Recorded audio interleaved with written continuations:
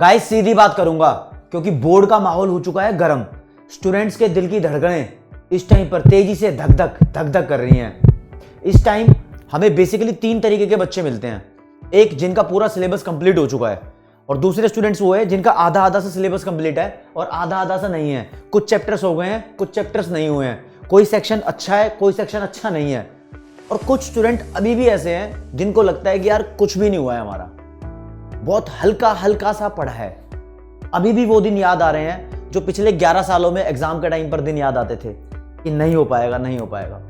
हर एक स्टूडेंट के लिए स्ट्रैटेजी है। सबसे पहली बात तो जिन स्टूडेंट्स ने अपना पूरा सिलेबस कंप्लीट कर लिया है ना, वो सिर्फ और सिर्फ पीछे पड़ जाएंगे प्रीवियस ईयर क्वेश्चन पेपर्स के और सैंपल पेपर्स के। जो सीबीएसई बोर्ड का स्टूडेंट है वो सीबीएसई बोर्ड का जो सैंपल पेपर ऑफिशियल वेबसाइट पे गिवन है और कॉमर्स वाला चैनल पे मैंने सॉल्व भी करा रखा है, उसको बिल्कुल भी मत छोड़ना। सबसे अच्छे तरीके से उसको प्रैक्टिस करना है। उसके बाद आप लोगों के लिए प्रीवियस ईयर क्वेश्चंस को सॉल्व कराने का प्रोग्राम चालू कर चुका है। सारे लगभग आपके सारे सब्जेक्ट्स के 5 सालों के पेपर कराए जाएंगे, 5 ईयर्स तक। 2022 का, 2021 का, 2020 का, 2019 का, 2018 का, ये 5 पेपर कर लो घोट घोट के। इससे आपको एग्जाम पैटर्न का पता लगेगा और पुराने क्वेश्चन बहुत सारे रिपीट भी होते हैं तो उसकी भी नॉलेज हो जाएगी कि कब क्वेश्चन आएगा तो उसका आंसर कैसे लिखना है। और टीचर आपको लाइव के अंदर प्रीवियस ईयर क्वेश्चन करा रहा है तो यहां पर आपको आइडिया भी दे रहा है कि किस क्वेश्चन का आंसर कैसे लिखते हैं। तो भाई काफी हद तक समाधान है। अब दूसरे बच्चे पे आ जाओ जिसको लगता है कि आधा सिलेबस उसका कंप्लीट है, आधा मतलब 40% या 60%, कुछ भी मान सकते हो, लेकिन उसका कुछ पार्ट रह गया है, अभी उस पर उसकी कमांड नहीं है। तो भाई आपसे भी एक बात कहना चाहता हूं कि आपका अगर मोर देन 50% सिलेबस कंप्लीट हो चुका है तो आप भी कुछ सैंपल पेपर की प्रैक्टिस करनी स्टार्ट कर दो। सैंपल पेपर आपके लिए बहुत जरूरी है। और जो पोर्शन अभी आपका नहीं हुआ है, अभी टाइम गायब नहीं हुआ है, अभी मौका है, अभी तुम अपने कॉन्सेप्ट रीबिल्ड कर सकते हो। अभी क्या है ना, बहुत सारे बच्चे जो इस स्टेज पर है जिनका कुछ पोर्शन छूट गया है, वो ये सोचने में अपना टाइम वेस्ट कर देंगे, यार मेरा सिलेबस नहीं हुआ, अब मैं क्या करूं, ओ शिट यार सिलेबस नहीं हुआ क्या करूं, सिलेबस नहीं हुआ क्या करूं। ये सोचते रह जाओगे ना, दिन गुजर जाएंगे, सिलेबस होगा भी नहीं। जो बच्चा, एग्जाम्पल के तौर पे बताता हूं, जिस बच्चे के 4 चैप्टर रह रहे हैं, वो यार आज ही कर लो चैप्टर, पहला तो करो आज चैप्टर, फिर एक दिन छोड़ के दूसरा करना। 8 दिन के अंदर 4 चैप्टर कर लोगे, एक सब्जेक्ट के बता रहा हूं। 2 के हो गए तो 8 दिन के अंदर 8 चैप्टर। 3 सब्जेक्ट हो गए तो ज्यादा मेहनत करनी पड़ेगी, है ना। दूसरे सब्जेक्ट को टाइम देते देते अपने जो रिमेनिंग यानी जो छूटे हुए पोर्शन के चैप्टर हैं उनको ज्यादा टाइम देकर कंप्लीट करो। उसके बाद तुम पूरा full fledge sample paper attempt कर पाओगे। लेकिन ऐसा नहीं है कि तुम्हें यही करना है कि यार जब मैं छूटा हुआ पोर्शन कंप्लीट कर लूंगा उसी के बाद सैंपल पेपर करूंगा। नहीं, जब तक तुम छूटा हुआ पोर्शन कंप्लीट करोगे ना तब तो पेपर नजदीक आ जाएंगे, फिर सैंपल पेपर करने का उतना फायदा नहीं होगा जितना इन दिनों में फायदा है।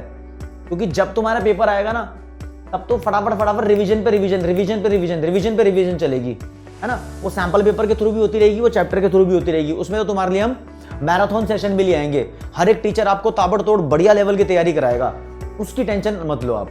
कम से कम एक बेस तो क्रिएट करो। जो पोर्शन छूटा है उस पर ज्यादा टाइम दे लो, समझे। अब उस बच्चे की बात करते हैं जिसको लगता है मेरा तो कुछ भी नहीं हुआ है अभी। भाई कुछ भी नहीं हुआ है तो सबसे पहला आपको काम यही करना है कि कुछ तो करो, यानी चैप्टर तो करने स्टार्ट करो। अब ये है कि 100% सिलेबस कंप्लीट अब फुल फ्लेज तरीके से नहीं हो सकता, तो एटलीस्ट इंपॉर्टेंट क्वेश्चन करके जाओ। कुछ इजी चैप्टर्स हैं, जो इजी चैप्टर है, मैं इकोनॉमिक्स की बात कर रहा हूं, जैसे मनी एंड बैंकिंग है, पूरा चैप्टर कर लोगे, एक दिन में हो जाएगा। गवर्नमेंट बजट है, एक दिन में हो जाएगा, है ना। बैलेंस ऑफ पेमेंट है, एक दिन में हो जाएगा। ऐसे चैप्टर्स पूरे कर लो। हाँ, नेशनल इनकम है तो अब पूरा 100% नेशनल इनकम जो आज से स्टार्ट करेगा उसके लिए पेपर तक होना थोड़ा डिफिकल्ट टास्क है। इनकम एंड एम्प्लॉयमेंट है, इंपॉर्टेंट क्वेश्चन कर लो। इंडियन इकोनॉमी के 8 चैप्टर हैं, 8 चैप्टर है भाई, ज्यादा बड़ी चीज नहीं है, कर लोगे, समझे। बिजनेस स्टडीज में भी ऐसा ही है कि अब नहीं हुआ है जिन बच्चों से, यार तो इंपॉर्टेंट करके जाओ। आपके रेस्पेक्टिव टीचर्स ने इंपॉर्टेंट क्वेश्चन की वीडियोस चैनल पे डाल रखी है, आप प्लीज प्लेलिस्ट में जाकर देखो। इवन मैंने आपको मैक्रो इकोनॉमिक्स के, इंडियन इकोनॉमिक डेवलपमेंट के वीडियो के पूरे सारे क्वेश्चन बता रखे हैं, ठीक है। जाके आप देखो, अच्छे तरीके से आपके सभी टीचर्स ने इंपॉर्टेंट क्वेश्चन बना रखे हैं। और जिस टीचर ने इंपॉर्टेंट क्वेश्चन नहीं बताए हैं आपको चाहिए उसके इंपॉर्टेंट क्वेश्चन, तो कमेंट सेक्शन में बता दो आपको कौन से सब्जेक्ट के इंपॉर्टेंट क्वेश्चन की वीडियो चाहिए। उस सब्जेक्ट के इंपॉर्टेंट क्वेश्चन की वीडियो आपको मिल जाएगी, चैप्टर वाइज मिल जाएगी, तो फिर आसान रहेगा आपके लिए। कम से कम पहले वो करके जाओ।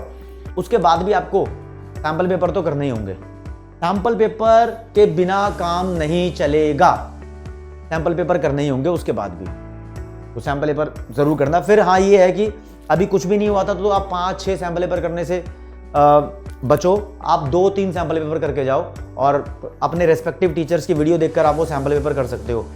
तो ये ज़रूर स्ट्रैटेजी अपनाना। जिस बच्चे का भी बिल्कुल भी नहीं हुआ है वो कहीं ये ना सोचने लग जाए, डीमोटिवेट ना हो जाए कि यार मुझसे कुछ नहीं होगा, अब मैं गया, अब मैं फेल हो जाऊंगा। ऐसा नहीं है, फेल नहीं होगा भाई, नहीं होगा फेल। फेल होना उतना ही मुश्किल है जितना मुश्किल मोर देन 98% नंबर लाना है। फेल नहीं होते, बड़ी आसानी से पास हो जाते हैं, कोई दिक्कत वाली बात नहीं है। तो अब जो बच्चे एवरेज बेसिस पे हैं वो कम से कम अपनी पास्ट वाली गलतियों से कुछ सीखो, और सीखो तो ये ध्यान होना चाहिए, चलो अब थोड़ी बहुत मिस्टेक हो गई होगी लेकिन अब उनको जैसे तैसे बोर्ड के पेपर देके अच्छे नंबर स्कोर करने की पूरी कोशिश करनी है। जो स्ट्रैटेजी मैंने बताई है उसको फॉलो करना है और CUET की तैयारी में तहे दिल से लग जाना है। बोर्ड का पेपर देने के बाद तुम्हें इनफ टाइम मिल रहा है CUET की तैयारी करने का, समझ रहे हो। वैसे तो फरवरी के पहले वीक में CUET की रजिस्ट्रेशन स्टार्ट हो जाएंगी और मई के लास्ट में 21 मई से लेकर 30 मई तक के बीच में इसके पेपर भी होने की संभावना है, नहीं तो जून के फर्स्ट वीक तक हो जाएंगे। डेट जैसी रिवील होगी सारी इन्फॉर्मेशन हम आपको बता ही देंगे, कोई दिक्कत वाली बात नहीं है। तो CUET में गलती मत करना, CUET में अच्छा परफॉर्म करके अपने मनपसंद कॉलेज और मनपसंद कोर्स को लेने की पूरी कोशिश करें। और CUET वाला एक अपना चैनल है जहां पर CUET की तैयारी के लिए आपके रेस्पेक्टिव सब्जेक्ट की वीडियोस मिलने लग गई हैं आपको, तो CUET वाला चैनल पे चले जाओ, वहां पर जाकर वीडियोस देख लो। इकोनॉमिक्स की भी अभी आपको वीडियोस वहां पर मिलनी शुरू हो गई हैं, तो कोई दिक्कत नहीं आएगी आपको। अच्छा, अब एक एक्सेप्शन लेवल का स्टूडेंट है, उसकी बात कर लें, जिन्हें सैम्पल पेपर भी कर लिए हैं, जिसका कोर्स भी कंप्लीट हो गया, सब कुछ कंप्लीट हो गया है, तो वो रुके नहीं। रुक जाएगा तो काम खराब हो जाएगा, रुकने पे नंबर कमाने के चांस हो जाएंगे। अब रुक मत भाई, अब डेली रिवाइज कर, डेली चैप्टर रिवाइज कर, जितनी बार रिवाइज करेगा उतना कॉन्सेप्ट स्ट्रांग होगा। फिर रिटन प्रैक्टिस कर, क्वेश्चन पेपर ले और धड़ धड़ धड़ धड़ लिखने लग जा।